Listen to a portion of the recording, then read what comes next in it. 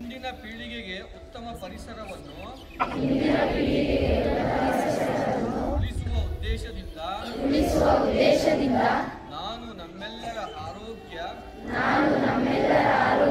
ಹಿತದೃಷ್ಟಿಯಿಂದ ಒಮ್ಮೆ ಉಪಯೋಗಿಸುವ ಪ್ಲಾಸ್ಟಿಕ್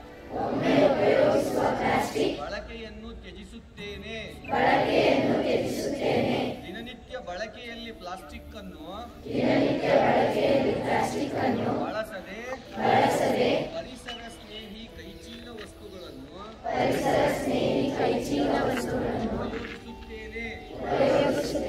ನನ್ನ ಮನೆಯ ಕಸವನ್ನು ಹಸಿ ಮತ್ತು ಒಣ ಕಸವನ್ನಾಗಿ ವಿಂಗಡಿಸಿ ವಿಲೇವಾರಿ ಮಾಡುತ್ತೇನೆ.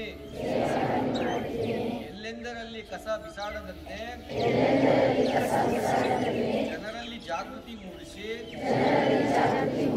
ನಮ್ಮ ಗ್ರಾಮವನ್ನು ಸ್ವಚ್ಛ ಗ್ರಾಮವನ್ನು ಸುಂದರ ಗ್ರಾಮವನ್ನಾಗಿಸಲು